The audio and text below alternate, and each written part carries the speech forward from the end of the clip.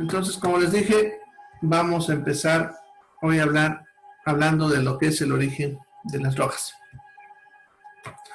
Bueno, conforme lo que vimos la clase de ayer, ya habíamos dicho que una droga puede ser cualquier sustancia, ¿ya? Por lo tanto, ahí está escondida el origen de las drogas, ¿ya? Bien, entonces las drogas, pueden originarse de cualquier fuente, ¿ya? De cualquier fuente. Podemos encontrarla entonces en cualquier parte. Eso significa en plantas, animales, en el suelo, etc. Porque, como expliqué ayer, cualquier cosa se puede convertir en una droga cuando comienza a producir efectos, ¿ya? Y para eso, lo único que necesitamos saber es en qué cantidad empieza a producir los efectos, ¿ya? Sin embargo, vamos a ver ya algunos ejemplos de cada uno. Ya, en la naturaleza, ustedes saben que existen los famosos reinos, reino mineral, animal y vegetal. Ya, y vamos a hablar primero del reino vegetal. ¿Ya? ¿Qué podemos sacar? Bueno, en realidad, la mayoría de las drogas vienen del reino vegetal. La mayoría. ¿Ya? Como ejemplo, podemos hablar, por ejemplo, de la dioxina, que ya le estaba hablando la clase anterior, que viene de una planta llamada digital, que es una plantita como una enredadera, ¿ya? La que le decía que era una toxina y luego sobre medicamento. ¿Ya? Otro sería el ácido acetil salicílico, más conocido como aspirina, ¿no? La famosa aspirina o aspirineta es el ácido acetil salicílico. Sale de la savia del sauce, que es un arbolito, ¿no? El sauce. ¿Ya? Otro ejemplo de ahí podemos tener, por ejemplo, la penicilina, que viene de un hongo llamado Penicillium notatum, que es un hongo en forma de moho, que es alguno de esos hongos que alguna vez han visto que crece en el pan, ¿ya? Entonces esa es la penicilina. Un ejemplo interesante es el mebendazol, ¿ya? El mebendazol es una tableta o un medicamento que usamos para matar a las lombrices, ¿ya? Los parásitos que alguna vez ustedes han debido ver o han botado incluso, las lombrices. Y entonces lo vamos a usar para tratamiento de eso. ¿De dónde sale? De la semilla de la papaya. Ya. La papaya tiene interesantes propiedades terapéuticas, por si acaso. Bueno, pero vamos a hablar de esta molécula, el mebendazol. Sale de la semilla de la papaya, ¿ya? Y aquí, cuando hace unos años expliqué esto a un grupo de alumnos de medicina, ellos me hicieron una pregunta que todo el tiempo la repito porque es una pregunta muy interesante, ¿ya? Ellos me preguntaron, ¿por qué si esta droga es tan fácil de conseguir? Pues si ustedes se dan cuenta, si les digo que está en la semilla de papaya, aquí al menos en Santa Cruz hay papaya todo el año, hay papayas en la casa, hasta donde uno no votó, porque es una planta nativa de esta zona. O sea, hay papaya, es fácil de conseguir, y las semillas de la papaya son fáciles, por tanto, de conseguir. Si ustedes van a un curandero, por ejemplo, los curanderos saben de esto y te van a decir que si tienes bichos, tienes que mascar 8 semillas de papaya si eres adulto y 4 si eres niño. ¿Ya? Otros te dicen que hay que molerla y tomarla con refresco, etc. Ya hay varias recetas. ¿Ya? Pero Ya está el detalle. Es fácil, de verdad. O sea, si ustedes quisiesen, no necesitan comprar la tableta. Van y consiguen papaya y pueden tomarla y así evitarían los bichos.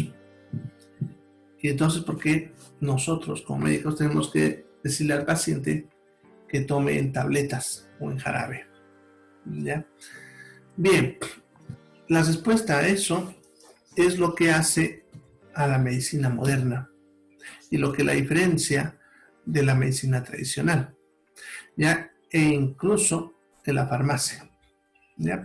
Es lo que le da a la farmacia valor, ¿ya? Y tiene que ver con algo que hemos hablado justamente la clase de ayer, ¿ya? Bien, sucede que la naturaleza no te provee la cantidad precisa de sustancias, ¿no? Y esa es la clave. Ya, acuérdense que ayer habíamos hablado y les insistí bastante que lo que era importante más que el producto en sí era la cantidad. No se olviden, y eso no me canso de repetirlo, la cantidad es la clave. Ya, entonces, sucede que si yo agarro una papaya y mido esta droga en varias semillas, me voy a encontrar con la sorpresa de que la cantidad de mebendazol varía mucho de una a otra, ¿ya? Porque las plantas no son máquinas y no predicen con precisión las mismas cantidades. Depende de muchos factores, temperatura, tipo de suelo, agua, etc.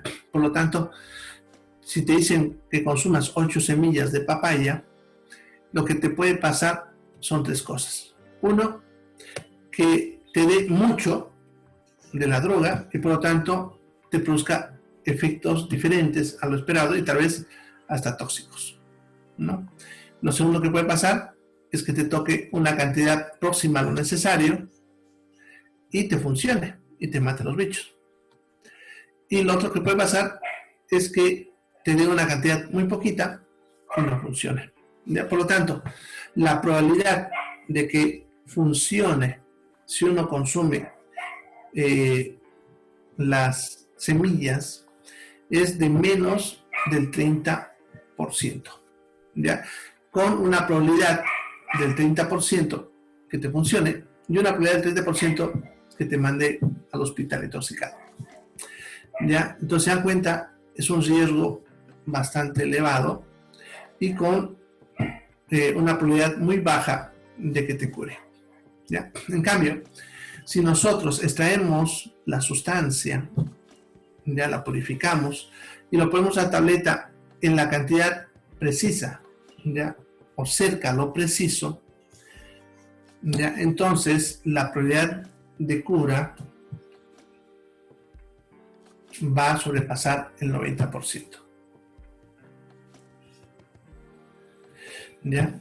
Y si comparamos 30 con 90 es bastante la diferencia, ustedes se dan cuenta, ¿no? Además que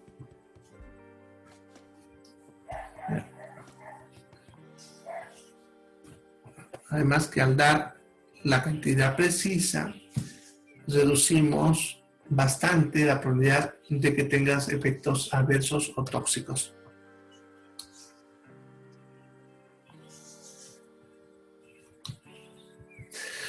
Mira, por ese motivo, ¿no? Nosotros vamos a preferir darle una tableta a mandarlo a los que se consigue de forma natural.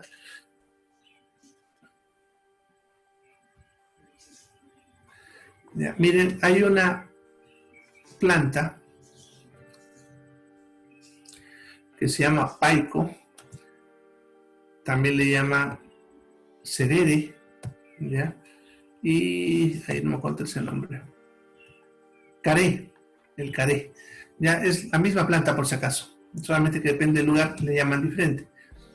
Esta planta se la usa para aliviar los cólicos y sí funciona, porque tiene una de las drogas que vamos a ver cuando veamos antiespasmódicos que sirve para los cólicos.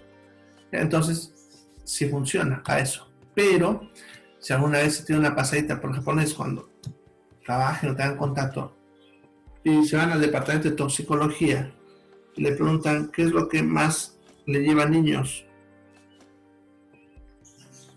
al departamento de toxicología, es esta planta.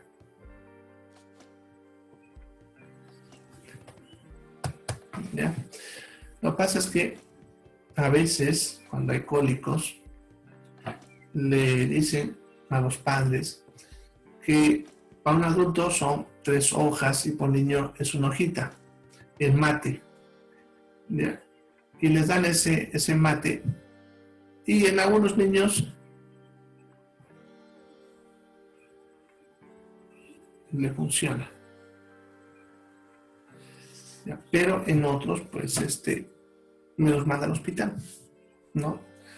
No los mata, por si acaso, pero los pone suficiente mal como para que tengamos que internarlos 1 o 2 días. Entonces, por eso es mejor dar, si se dan cuenta, en cantidades controladas. Bueno, entonces, como decía, esa plantita es la que más niños nos manda al hospital. ¿Ya? ¿Ya? Bueno, entonces, por ese motivo es mejor darle en gotitas, así no lo estamos mandando al hospital. ¿Ya? Entonces, esa es la diferencia entre lo que es la medicina convencional y tradicional, porque la medicina convencional tampoco se olvida de lo tradicional, simplemente que lo que hace es hacer que lo que funciona ya sea más eficiente, ¿ya? Y así también se reduce el riesgo de que sufran eventos adversos, porque si ustedes se dan cuenta, funciona, pero también hay mucha probabilidad de que cause daño, ¿ya? Entonces, para reducir eso, la probabilidad de que cause daño y mejorar la probabilidad de que responda al tratamiento, entonces por eso hay que ser más precisos en la cantidad. Y por eso lo que les decía incluso la farmacia, ya que la calidad de la farmacia y el sentido en realidad del farmacéutico es que te garanticen que tengan la cantidad lo más preciso posible. Si ustedes se preguntan a veces por qué los costos de algunos medicamentos, ¿ya? Y justamente en esto el COVID ha salido bastante de eso. ¿Ya? Por ejemplo, la citromicina es una droga que ustedes pueden encontrar la tableta hasta en 2 pesos, la de la marca hindú, ¿ya? Pero de esa misma citromicina en marca nacional la van a encontrar entre 10 y 25 bolivianos, dependiendo de la industria. Tiene marcas internacionales, la van a encontrar entre 40 hasta 100 bolivianos la tableta. Entonces la gente a veces dice, ¿por qué tan caro? ¿No? Sí, porque esta 100 sí la encontramos a 2 pesos. ¿Ya? Y el detalle está en lo que estamos hablando ahorita. Una industria farmacéutica que te está cobrando más caro es porque te está dando más garantía de que la cantidad que te está poniendo en la tableta es lo más preciso posible. El factor de error es mínimo. En cambio, las industrias que te están dando un precio más bajo no te dan esa garantía. Ya, por ejemplo, la tableta de la citromicina es de 500 miligramos. ¿Ya? Y nosotros le llamamos factor de error a lo que pudiese variar, ¿no? Entonces, si la tableta de citromicina tiene 500 miligramos, decimos que el factor de error es de 0,001, eso significa que puede haber 500 miligramos, 0,001, ¿no? O 499,999, ¿no? Del medicamento. En otras palabras, se dan cuenta, la cantidad que puede fallar es muy, muy pequeñita. En cambio, las industrias que no hacen controles de calidad te pueden fallar bastante. Y a veces las fallas son bastante grandes. Te van a decir de 500 miligramos, más menos 20, más menos 50. Eso significa que no hay exactamente 500 miligramos en la tableta, sino puede haber 520 o puede estar 480, ¿sí? ¿Ya? Porque es imposible que ustedes tengan en ninguna industria que todas las tabletas tengan exactamente la misma cantidad. Varían. Y entonces, cuanto más preciso te da el producto, obviamente el efecto es más garantizado. ¿Ya? El problema es que para más precisión necesitas más inversión, ¿ya? Y necesitas controles de calidad. Y por eso van a ver que los productos a veces son más caros y otros más baratos. Y por eso saben, van a ver que los médicos dicen, yo confío en esta marca, en esta no. Es porque ya conocemos que pueden haber mayor factor de error en uno que en el otro. ¿Ya? Y esa es la garantía que te da la farmacia. ¿Ya? Porque si no, nosotros simplemente le damos a los pacientes que vayan, se busquen la plantita por ahí, no estaríamos mandando a la farmacia, si se dan cuenta. ¿Ya? Bien, a ver, ¿cuánto es la cantidad? ¿De qué estás preguntando, Amaris? ¿De las semillas de papaya o del paico? Y de las semillas de la papaya te suelen recomendar para el adulto 8 semillas, ¿ya? Que las muelen, las masquen como quieran. Y el del paico te van a recomendar para el adulto de 3 a 5 hojitas en mate y en el niño una hojita, ¿ya? De todas maneras yo no recomiendo que den en niños porque es donde más efecto. En los adultos nunca bueno, por lo menos yo nunca he visto que reporten toxicidad, porque también hay que entender que la cantidad depende también de nuestra masa, ¿no? Cuanto más grande, más cantidad necesito. Bien, pero ya están viendo que esas son de origen vegetal, ¿ya? Del reino animal, ¿qué podemos tener? Del reino animal, tal vez el mejor ejemplo es la insulina, ¿ya? La insulina es una hormona que la producimos nosotros en el páncreas y su función es hacer que la glucosa entre dentro de las células, la sangre. Cuando falta insulina, entonces las células no reciben glucosa y empiezan a sufrir. ¿Ya? Las personas que son diabéticos tipo 1 no pueden producir insulina. Si no le damos insulina, se muere. Entonces, lo que hacemos es darle insulina de otra fuente. Ya como su cuerpo no puede producirla, le damos otra fuente. Ya, la primera insulina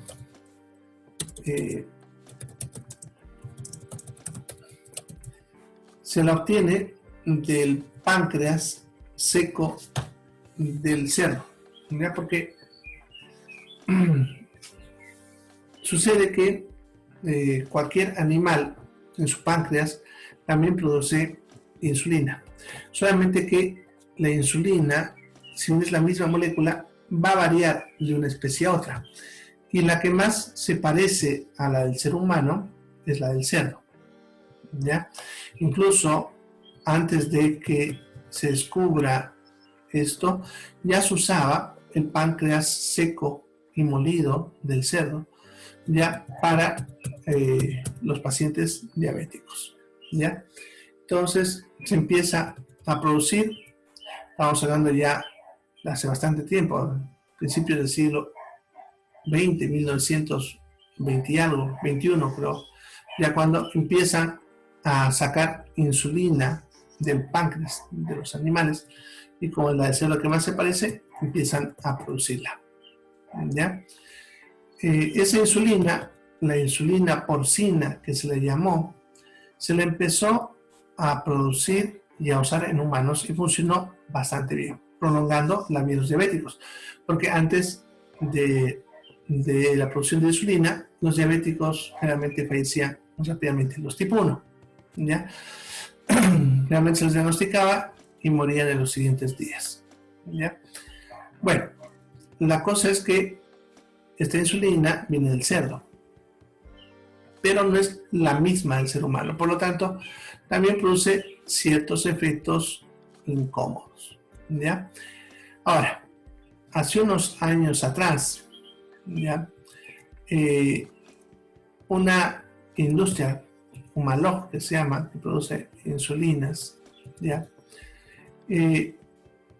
Modifica genéticamente a una bacteria que es la bacteria llamada Escherichia coli, y le pone los genes del ser humano que codifican esta proteína, ¿ya? Al hacer eso, consiguen que la bacteria empiece a fabricar ya insulina de la misma que el ser humano, ya no la porcina, ¿ya? Esa se llama recombinante humana. Ahorita, pues la que usamos, recientemente nomás empezó a bajar bastante su precio y ahora ya es más accesible, porque antes todavía usábamos tanto la porcina como esta, y la porcina la usábamos porque era más barata, ¿no? Pero ahora con la tecnología se está produciendo insulina recombinante, que es la misma del ser humano, ¿ya? Pero independientemente de las dos fuentes que les acabo de explicar, sigue siendo del reino animal, ¿ya? La insulina, ¿listo? Ya también lo sacamos de ahí. Otro es el suero antiofídico. Ya no sé si saben para qué sirve. ¿El suero antiofídico? ¿Qué dijo, doctor? ¿Qué cosa? ¿El suero qué dijo? Antiofídico. Ay, gracias. Ya. El suero antiofídico es el que se usa para neutralizar el veneno de las víboras. Ya lo usamos cuando una persona ha sido mordida por una víbora y le ha metido suficiente veneno que pudiese producir la muerte de la persona, ¿ya? Entonces, para eso lo que se hace es lo siguiente: se consiguen las víboras que producen veneno, ya hay expertos que se dedican a eso. Una vez que capturan la víbora, le sacan el veneno, que no sé, una vez han visto en algún documental cómo le sacan el veneno. Para eso le hacen morder a la víbora un tipo vasito. Ya les mostraría ahorita en YouTube, pero está la red está muy lenta, como eso se va a poner pesadísimo, ¿ya? Bien, entonces le sacan el veneno a la víbora. Una vez que le sacan ese veneno, lo diluyen, porque no se olviden que en cualquier sustancia lo que importa es la cantidad, no se olviden. Ya entonces, al diluirla, ya dejan de hacerla peligrosa y se la colocan al caballo, ¿ya? El caballo lo usan porque tiene una resistencia más natural al veneno de las víboras, ¿ya? Y como tiene mayor masa, puede soportar mayores cantidades, ¿no? Entonces, se le coloca una cantidad al caballo, se lo deja una semana, a la otra semana se le aumenta la dosis y luego a la otra semana se le vuelve a aumentar, así. Ya entonces se le va aumentando de a poco el veneno. Y lo que va a pasar en el cuerpo del caballo es que el cuerpo del caballo va a empezar a fabricar anticuerpos que neutralizan el veneno de la víbora, ¿ya? Cuando se alcanza un punto en que ese cuerpo del caballo está produciendo gran cantidad de anticuerpos, se le saca sangre, así como cuando nos saca a nosotros para la transfusión una pequeña cantidad. El caballo le sacan cerca de 800 ml, ¿ya? Pero él también tiene mucha más cantidad de sangre, ¿no? Una vez que le sacan esa sangre, lo dejan descansar un tiempo y luego vuelven a repetir el proceso, ¿ya? Pero esa sangre es lo que tiene lo que queremos. Ya de esa sangre se la deja que se coagule y al coagularse pues se va a separar del el suero de los glóbulos rojos, ¿no? Se va a hacer un coágulo y se forma un coágulo y encima queda el suero. Y en ese suero es donde se encuentran los anticuerpos. Ahora, se hace un proceso de purificado para tratar de sacar otras moléculas que no son las que queremos, ya así reducimos el daño, ¿no? Pero al final lo que se le coloca al paciente es suero de caballo, ya se acuerda. Claro que para cada víbora hay que hacer su propio suero antiofídico, ¿no? Por eso es una industria en la cual se hace esto con todas las víboras que se pueda, ¿ya? Bien, pero viene el suero de caballo. Parecido a eso, se hace el suero antititánico, que no es lo mismo que la vacuna, por si acaso, y el suero antirrábico, etcétera, ¿ya? Muchas otras sustancias, ¿ya? Pero son de reino animal, ¿ya? Bien, ¿qué diferencia entre insulina lechosa y cristalina? Bueno, el tiempo de duración en el cuerpo. La insulina cristalina es de acción rápida y de corta duración. realmente inicia su acción entre los 5 y los 10 minutos y puede durar hasta 4 horas. En cambio, la lechosa tarda en empezar por lo menos 30 a 60 minutos y puede durar en el cuerpo de 12 a 24 horas. ¿Ya? Entonces, la diferencia. De todas maneras, hay un tema donde vamos a hablar solamente de insulina. Ya más adelante. Bien, entonces, eso sería el reino animal. Ya vamos a ver el reino mineral. ¿Qué podemos encontrar del reino mineral? ¿Ya? Del reino mineral, uno bien conocido es el sulfato ferroso. ¿Ya? El sulfato ferroso. ¿Ya? El sulfato ferroso es el que se usa para el tratamiento de las anemias, ¿no? Cuando nos falta hierro, entonces la que usamos es el sulfato ferroso, ¿ya? Ahora, ¿de dónde sale el sulfato ferroso? ¿Ya? Para eso se busca hierro de alguna mina de hierro, como el Mutún que hay acá. No, ese hierro se lo hace polvo, ¿ya? También se busca al mismo tiempo azufre, también de minas, pero generalmente se saca de minas que están cerca de volcanes, incluso en lugares donde están de la superficie, cerca de los volcanes, azufre. Ya también se lo hace polvo, entonces mezcla el azufre y el hierro en polvo, ¿ya? Y una vez mezcladas las cantidades correctas, se lo calienta y al calentarse eso se va volviendo una masa que se parece a la masa del pan crudo. ¿Ya? Y ese es el sulfato ferroso. Eso se lo diluye en la cantidad necesaria y ya de ahí se da para tabletas, para jarabes, etc. ¿Ya? Eso sería el sulfato ferroso. De la misma manera se obtiene lo que es el sulfato de magnesio, el hidróxido de magnesio, el hidróxido de aluminio, que eso se usa como antiácidos, ¿no? O el sulfato de magnesio, que se lo usa como laxante, viene con nombre de sales inglesas, viene en piedritas, que se llaman trociscos, o incluso en un polvito así parecido al azúcar. Ya se lo diluye en agua y lo toman como laxante, ¿ya?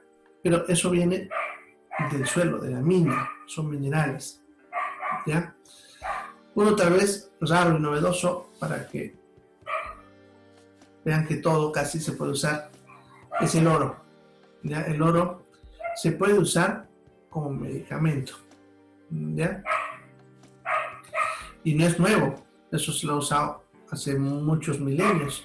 Se han encontrado textos de los egipcios ya usando polvo de oro para tratamientos, ¿ya? Entonces el polvo de oro actualmente lo usamos para la artritis reumática deformante severa, ¿ya? Y no es nuestra primera opción, por si acaso. Vamos a usar primero otros tipos de drogas, ya que también tiene su efecto tóxico, ¿no? Pero a veces es la única alternativa en cierto tipo de pacientes. Bien, ahí les doy ejemplos de cada grupo para que se den cuenta que las drogas se pueden originar casi de cualquier cosa, como están viendo, ¿ya? Solamente necesitamos saber qué hace y a qué cantidades.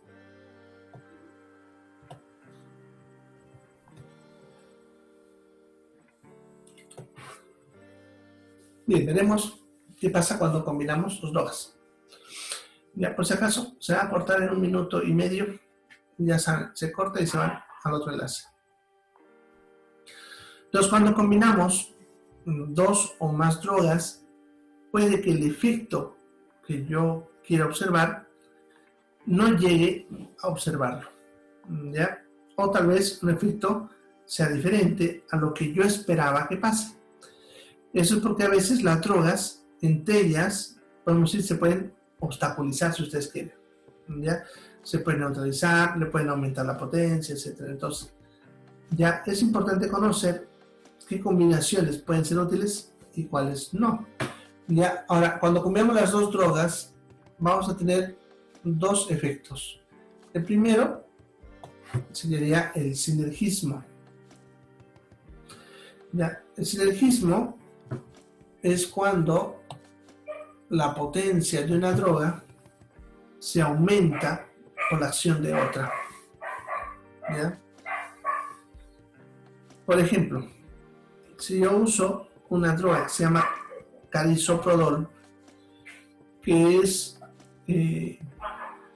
un relajante muscular, ¿ya? Suave, lo usamos para las contracturas del cuello, las tortícolis, las lumbalgias, pero si lo combino con una, como les mencionaba hace ratito, ¿ya? El sinergismo es cuando la potencia de una droga se incrementa por la potencia de otra, ¿ya? Ahora, les estaba dando un ejemplo, ¿ya? Sucede que hay una droga que se llama carisoprodol, ¿ya? El carisoprodol es un relajante muscular suave que lo solemos dar para cuando el paciente tiene contracturas como las lumbalgias, las tortícolis, ya, y les funciona bastante bien, ¿no? Pero solamente produce relajación del músculo contracturado, ¿ya? Ahora, ya sucede que si al mismo tiempo a ese paciente le damos un antibiótico del grupo de los aminoglucósidos, como la gentamicina, ¿ya? O la micacina, ¿ya? Que estos son antibióticos, no se olviden, no tiene nada que ver con ser relajantes. Pero cuando se combina, ya el carisoprodol se potencia de tal manera que ya no es solamente un relajante suave, sino se convierte en un relajante bastante potente, pudiendo producir relajamiento de todos los músculos, ya,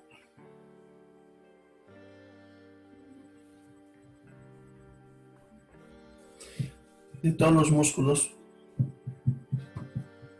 del cuerpo, ya.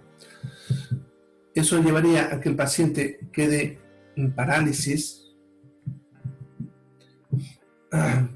e incluso en algunos casos puede producir la muerte, porque para respirar nosotros necesitamos que los músculos estén trabajando, ¿no? Si se relaja mucho, no vamos a respirar tampoco, ¿ya? Bien, entonces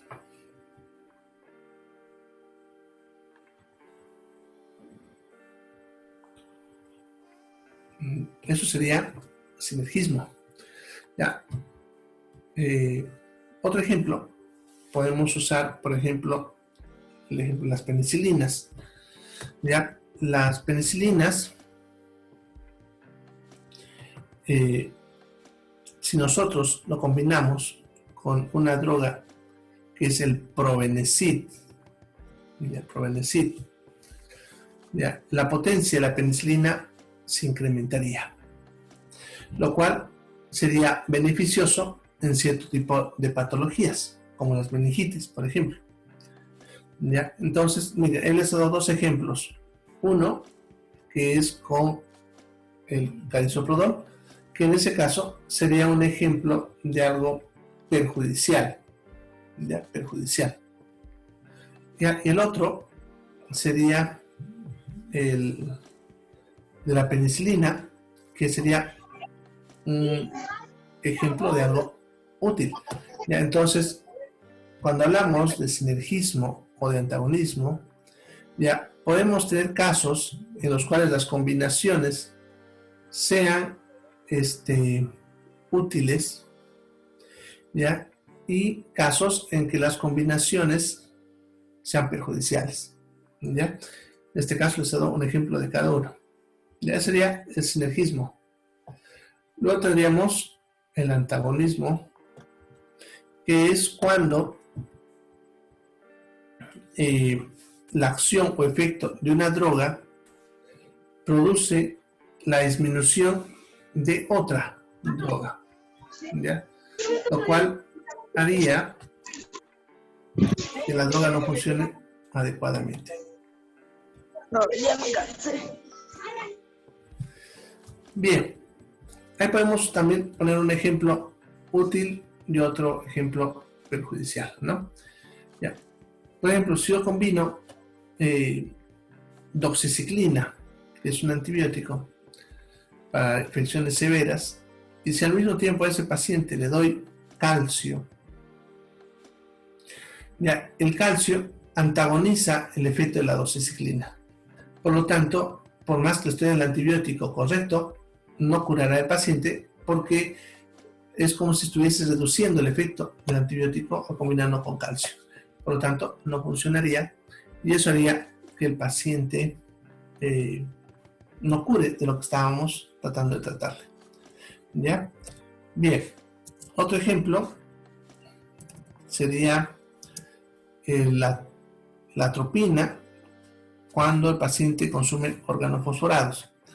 Ya, los organofosforados son sustancias que se usan como insecticidas, los insecticidas. ¿Ya? Y el problema es que a veces los pacientes se pueden intoxicar con organofosforados, ¿no? Principalmente por no saber usar, entonces se intoxican. ¿Ya?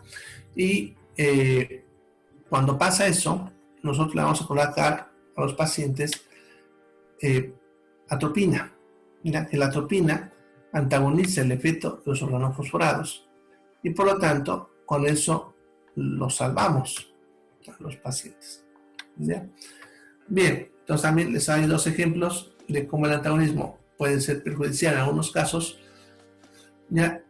Y en otros puede ser útil, ¿no? Entonces, ya están viendo.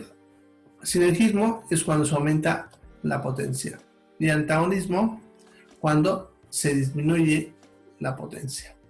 ¿Ya? Bien, eso es cuando se combinan dos o más drogas. Bueno, vamos a ver otro punto. Bien, vamos a hablar primero de los tipos de acción farmacológica. Sucede que todas las drogas que existen van a producir uno o varios de esos efectos en el cuerpo. ¿Ya?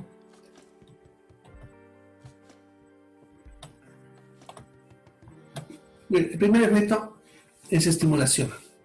Estimulación es el aumento de la función de uno o varios grupos celulares por la acción o efecto de una droga. ¿Ya? Entonces, dice incremento de la función. Por ejemplo, hablábamos ayer de la cafeína, decía que a muchas personas les mantiene despiertas, pero ¿cómo los despierta? Lo que hace es que las células del cerebro, que normalmente se tienen que apagar cuando dormimos, ya mantengan trabajando su función o le aumenta incluso su función, ¿ya? Por eso nos mantenemos despiertos. Entonces, la cafeína, por ejemplo, es un estimulante cerebral, ¿ya? Hay drogas, como por ejemplo las que usamos para el asma, como el salbutamol, que a nivel del corazón hace que el corazón lata más rápido, ¿ya? Por lo tanto, es un estimulante cardíaco, ¿ya? Le está aumentando la función al corazón, ¿ya?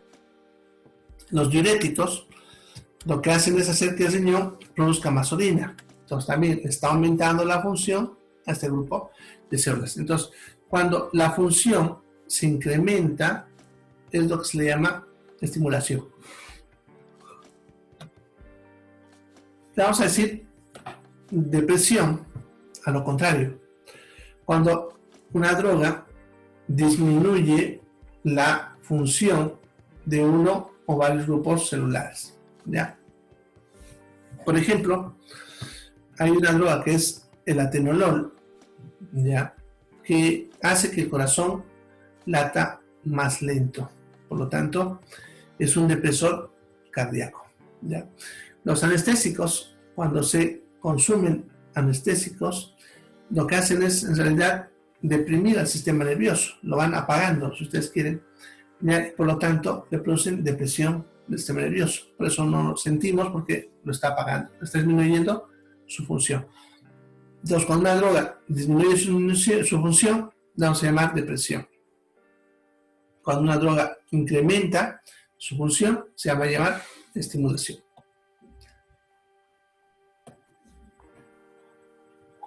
Luego tendríamos lo que es la irritación.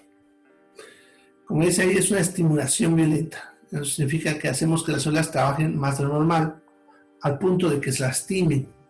Pero es un daño reversible, o sea, no las mata a las células, simplemente las daña como para que nuestras células respondan de alguna manera. Ya, por ejemplo, sucede con los expectorantes, ¿ya? Las drogas que usamos para cuando el paciente tiene tos seca y queremos que bote flema. Entonces, ya son unas drogas que irritan la faringe y en respuesta a esa irritación, la faringe va a empezar a producir más moco o más flema, ¿ya? Así actúan lo que son expectorantes, ¿ya? Algunas drogas que se usan para las fricciones, el salicilo-mentol o mentol salicilado, es una sustancia que se la suele encontrar en las fricciones, ¿no? Esas que tienen un olor fuerte a menta, ya es salicilo-mentol. Ya, entonces, esta sustancia, el salicilo-mentol o mentol salicilado, no es analgésico, ya no calma el dolor de ninguna manera. Sin embargo, como es ácido, puede irritar la piel, entonces está friccionando. Entonces la piel, en respuesta de defensa, va a aumentar su temperatura en esa zona, se va a inflamar y aumenta su temperatura, ¿ya? Y ese es el truco. Sucede que cuando algo nos duele, y a todos les debe pasar, ya podemos aliviar ese dolor dándole calor a la zona, masajes, ¿no? Entonces, de esa manera ya se camufla el dolor. Sucede que el dolor no se va a ir, pero se hace más tolerable. Y es lo que hace estas fricciones. La calienta la zona porque produce inflamación, por la irritación, ¿ya? Y después de calentarla, el dolor se empieza a camuflar. Ya todos ustedes alguna vez han debido golpear algo y después lo primero que hacemos es frotarlo. ¿Para qué? Para darle calor y ayudar a que el dolor sea menos intenso, si ustedes quieren. ¿Ya? Bien, entonces sería irritación. Luego tenemos lo que es el reemplazo. ¿Ya? El reemplazo es cuando se desplaza a una molécula normal del cuerpo por otra artificial, ¿ya? Y ese es el mejor ejemplo, la insulina, lo que les decía hace rato, en el caso de los diabéticos, ¿no? Los diabéticos ya tipo 1, en algún momento de su vida dejan de fabricar insulina y por eso se ponen mal. Entonces lo que tenemos que hacer es colocarle insulina. ¿Se dan cuenta? Esa artificial reemplazaría la insulina que él normalmente ya produce, ¿ya? Bien, entonces eso sería el reemplazo. Luego tenemos el efecto antimicrobiano, que es cuando la droga tiene efecto sobre algún agente infeccioso. Y ahí les he puesto en la pizarra, entre paréntesis, los 4 grupos de los agentes infecciosos, los que nos atacan. Ya como ven, las bacterias, los virus, los hongos y los parásitos. Entonces, hay sustancias que sirven para matar a estos, ¿no? Como los antibióticos para las bacterias, los antiparasitarios para los parásitos, los antimicóticos para los hongos, etc. ¿Ya?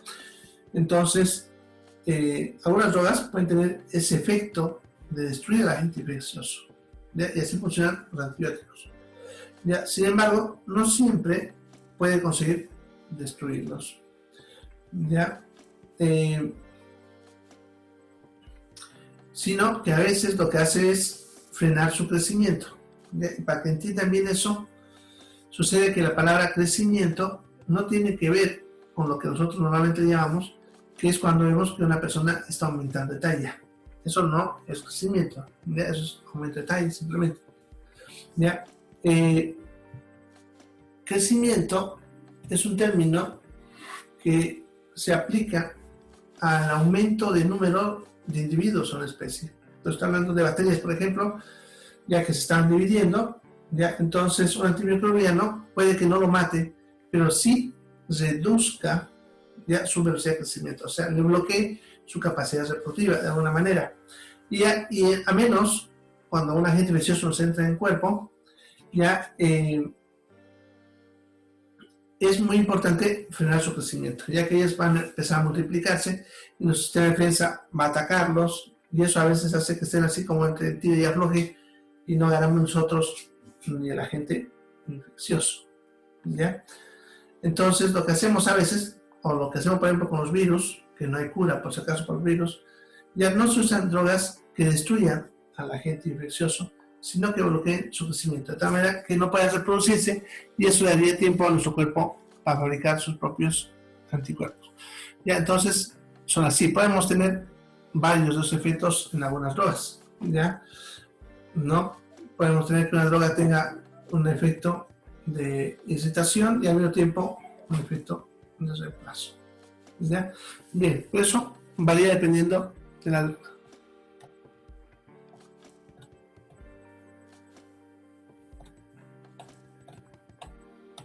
Una pregunta.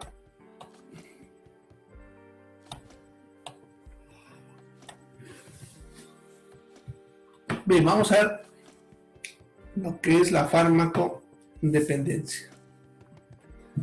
A ver, tenemos todavía una buena cantidad de tiempo. La farmacodependencia ya es, como ven ahí, que lo había puesto el concepto, ya, es el consumo repetitivo de una droga sin necesidad. O sea, el hecho de que una persona lo necesita deja de ser farmacodependencia, ¿no? Entonces la persona se vuelve dependiente a una sustancia, ya, y la empieza a consumir aun cuando ya no lo necesita, ¿ya? Eso se llama farmacodependencia. Para la farmacodependencia hay dos formas: habituación y adicción. Vamos a ver primero qué es habituación. Le vamos a llamar habituación cuando una persona consume una droga de forma continua. No se olviden que para que sea farmacodependencia no tiene que haber que el paciente no tome un tiempo y otros vuelva. Eso ya no. Por eso dice continuo, o sea que esté tomando todos los días ya la droga, ¿ya? Esta droga lo va a consumir por deseo, ¿ya? Así como cuando ustedes se antojan un pollo y quieren pollo, lo mismo a veces pasa con los pacientes, y como la ven la tableta radioactiva, se antojan y se la meten, una tableta, ya, por eso dice por deseo, ¿ya? Puede haber dependencia psicológica, ya que eso es cuando la persona ya necesita aliviar su tensión emocional de alguna manera, ¿ya? En otras palabras, es una persona que consigue, ya, que su estado emocional se alivie al consumir la droga, ¿ya? Eso es más que todo un efecto psicológico, ¿ya? Puede haber, como ven, dependencia psicológica, que es lo que les decía ahí, ¿no? Que nosotros busquemos una situación emocional y para aliviar eso tomemos el medicamento. Eso es cuando dice hay dependencia psicológica, ¿ya? Y puede haber un daño al individuo, ¿ya? En otras palabras, son tres cosas que harían para que sea considerado habituación: que lo consuma por deseo, ¿ya? Que se determine que hay dependencia psicológica y que hay daño al individuo. Ya, o sea, el mismo, ¿no? El mismo se causa daño. Ya, eso sería habituación. ¿Para qué es adicción? Ya, adicción es cuando tenemos un estado de intoxicación crónica. Ya. Entonces tiene que ser crónico. Pero la droga, como ven, se consume por compulsión. Y no está mal escrito por si acaso. Así es la palabra compulsión.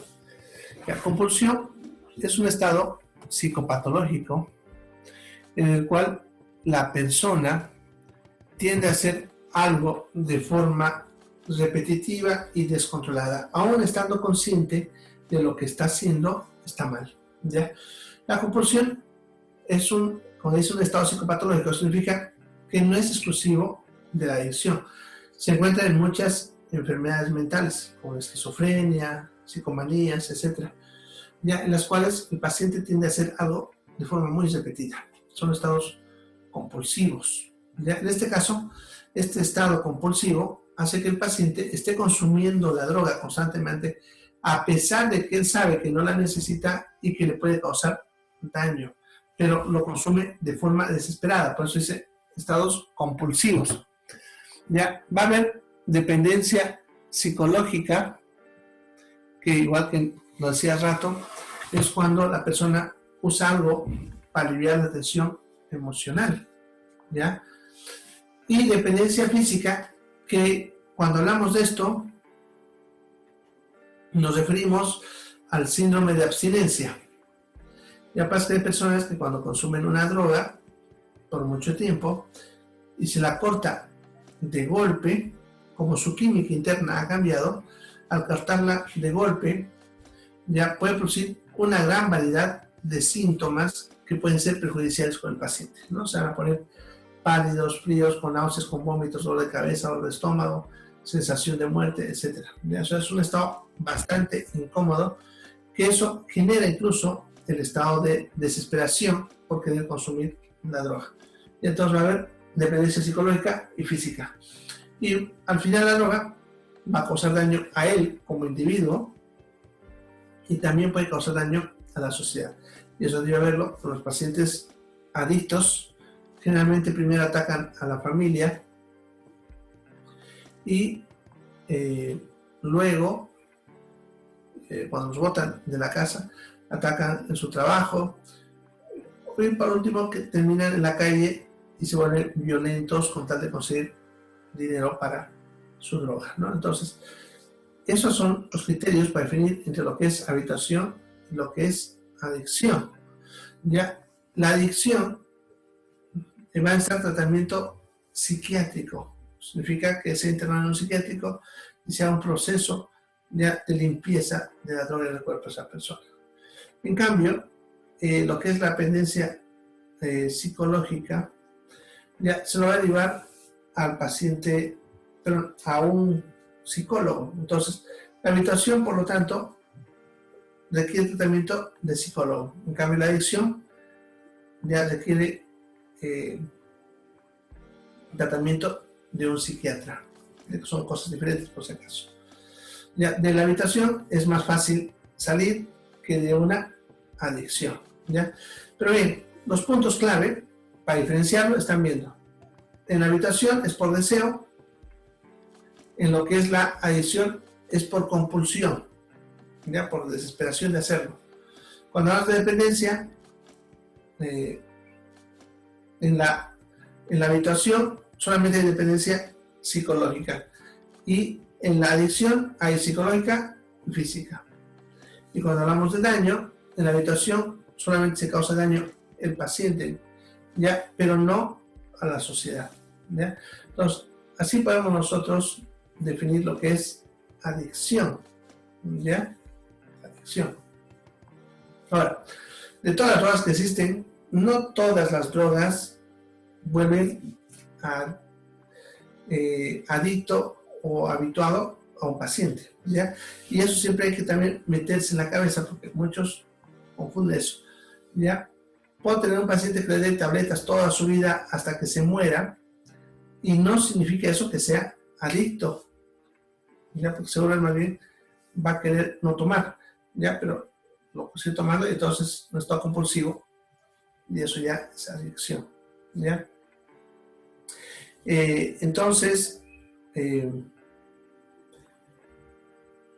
entre las drogas que pueden producir habitación o adicción, en el que produce habitación tendríamos a los laxantes, por ejemplo, que suelen producir habitación. En cuanto a adicción, ya las drogas que pueden producir adicción son todas drogas que han escuchado hablar alguna vez, como la cocaína, marihuana, hachís, crack, ice, LSD, etc. Esas drogas pueden producir obviamente adicción, pero también hay drogas de uso médico, ¿ya?, que pueden producir adicción. Y ahí está el detalle, porque hay drogas que se prohíben y otras que no. Ya todo tiene que ver con lo que se le llama capacidad adiptogénica, ¿ya? La capacidad adiptogénica es la capacidad de una droga de volverte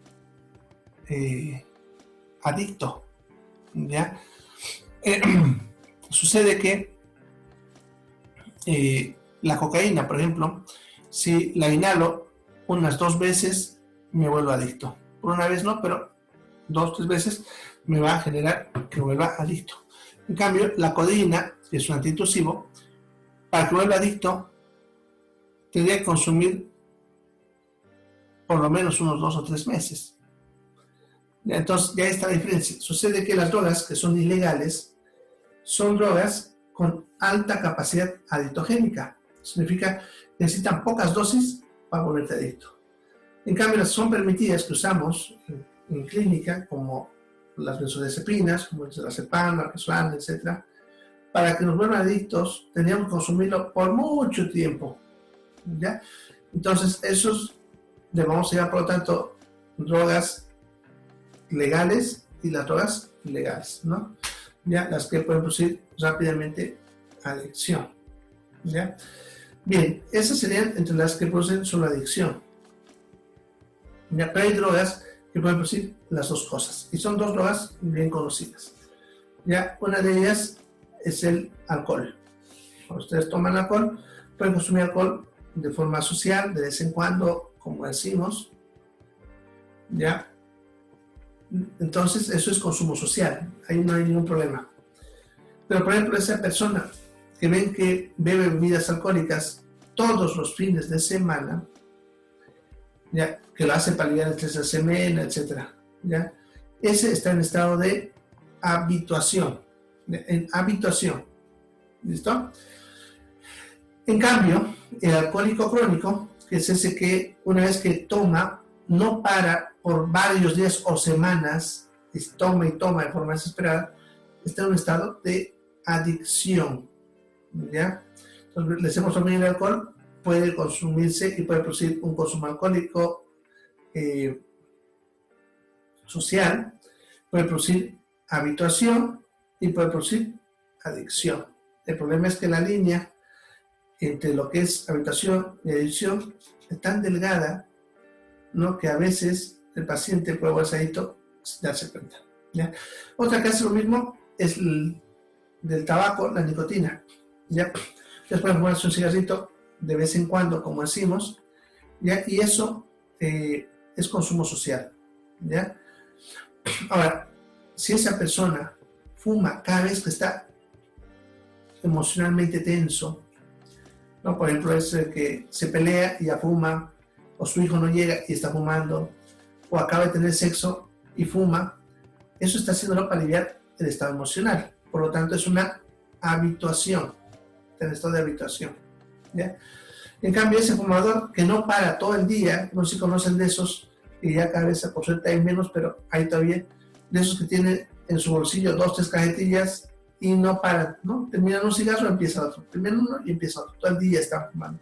Eso está en estado de adicción, ¿ya? Bien, entonces les doy ejemplo de algunas drogas para que vean cómo puede ser entre uno esto. Pero no se olviden que la mayoría no producirían ninguno de los dos. ¿Ya? A ver, una pregunta. Dice, ¿el Neurolin produce adicción? Sí, es una droga adictogénica. El Neurolin, su nombre genérico es clonazepam. Vamos a ver más adelante. Viene de la familia de benzodiazepinas, con lorazepam, diazepam, alprazolam, etc. Ya, estas drogas tienen potencial adictogénico y te pueden volver adicto, pero para eso también tienes que consumir muchas dosis. No es una que por una tabletita ya no más te vas a volver adicto. No pasa con el Impulse, sino sería una droga ilegal. No suelen que lo que diferencia entre legal y ilegal es la cantidad de dosis antes de volverte adicto. Y con el Noril tienes un buen margen, ¿no? Se puede tomar incluso hasta 10 días y de ahí suspenderlo y no te quedas con la adicción. ¿Ya? Bien. ¿Alguna otra pregunta? ¿Preguntas? Una consulta. Sí. Dime. A mí me recetaron Neuril por 20 días. ¿Qué daños puedo tener? Además de tenerte con sueño y decaída, esa cantidad no te va a producir ningún problema. Ya no te preocupes. La cuarta parte, cada día. Depende de cuál. Debe ser de la de 2 de repente. Ese te ha dicho la cuarta parte, ¿no? Si te dice la cuarta parte de la de 2, eso simplemente lo han hecho para ahorrarte dinero, porque puedes comprar la de 5, pero la de 0,5, ya que viene, es más carito, entonces no voy a comprar una tableta de 2 y partirla en 4, te sale más barato comprar 4 tabletas de 0,5, ¿ya? Pero la dosis está bien, es la dosis habitual y no te preocupes, ¿ya? Los efectos, obviamente, como lo vamos a hacer cuando veamos ese tema, como producir mucho sueño, va a estar un poco con pensamiento confundido, ¿no? Porque es depresor del sistema nervioso y produce ese efecto. Puede producir náuseas, vómitos, movimientos un poco torpes, etcétera, ¿no? Tiene varios otros efectos, ¿ya? Pero, dependiendo de por qué te han dado, ya, de repente es justificable, ¿no? Bien. ¿Alguna otra pregunta? ¿Preguntas? Dice, ¿por qué en el psiquiátrico cuando, digamos, a un paciente le dan muchas tabletas es para que se cure, dicen, ¿no? Y creo que sale más locos o algo así. ¿Por qué? Es que no sé, depende del tipo de patología, ¿ya? También hay que entender que no todas las enfermedades se pueden curar, ¿no? Y a menos en las enfermedades mentales son las más difíciles de tratar, ¿ya? Sucede que en psiquiatría, y eso vamos a ver más adelante, ¿ya? A veces cuando vos usas una droga que supuestamente tiene que producir un efecto, a veces produce un efecto muy diferente. Entonces, por ejemplo, si yo tengo un paciente con esquizofrenia, ¿ya? Y no le doy medicación, puede que el esquizofrénico termine matando a alguien, ¿ya? Pero si le doy medicación, ya no matará a alguien, pero lo vas a tener todo ido por ahí, ¿no? Hablando burreras y tonteras, pero por lo menos no mató. Entonces, el psiquiatra analiza eso, ¿ya? Lo mismo es cuando tienen estados depresivos, ¿ya? Él prefiere tener a un paciente con algunas alucinaciones a que se termine matando, porque los estados depresivos pueden terminar en suicidio, ¿no? Entonces, el psiquiatra a veces hace eso. Pareciese que salen peor, pero es porque están viendo de repente algo que es peor que lo que uno cree que es peor, ¿ya? Pero hay variedad de casos, y al menos en psiquiatría es donde más puedes esperar efectos completamente diferentes a lo que tú estás esperando en el tratamiento, ¿ya? Es donde hay muchas variantes, ¿ya? Bien, ¿alguna otra pregunta? Bueno, entonces, para aclarar esos puntos, no se olviden que hay un detalle que no está en la pizarra, que es algo que se llama... Una consulta más, doctor. ¿Sí? Cuando los adictos están con ese, cuando les duele la cabeza y necesitan de esa droga, ¿qué le dan? Empiezan a vomitar, ¿no? Eso se llama síndrome de abstinencia y es lo que les mencionaba, que es la dependencia física. La dependencia física es el síndrome de abstinencia. ¿Qué se da? Otras drogas, ¿ya? Por ejemplo, si es adicto a la cocaína, le vamos a reemplazar de repente con justamente las que estamos hablando ahorita, con clonazepam, alprazolam, con alguno de esos, para aliviar ese estado de dependencia, ¿ya? Y podemos decir, sigue adicto, pero por lo menos en una droga más controlable. El tratamiento en psiquiatría para la adicción consiste en reemplazar la droga que es tóxica, dañina, como la cocaína, con otra droga que tal vez también mantiene la adicción, pero el efecto es menos tóxico. Y además se puede controlar mejor, ¿no? Entonces, es lo que se hace. Bueno, ¿alguna otra pregunta? Dice, y en habitación, dice aquí, ¿no? Es un consumo continuo. ¿Qué es lo que pasaría si yo no consumo? Si es que yo no consumiría. Si no consume no pasa nada. Por eso, fíjate que en la habitación no hay dependencia física, solamente psicológica. Es como cuando vos te antojas un pollo, ¿no ves? Estás antojada de ese pollo, no quieres comerlo el pollo, pero llegaste a donde venden pollo y está cerrado. ¿Qué te pasa? Nada. Pero obviamente estás un poquito frustrada porque no pudiste comerlo. No, es lo mismo en la habitación. Por eso dice deseo.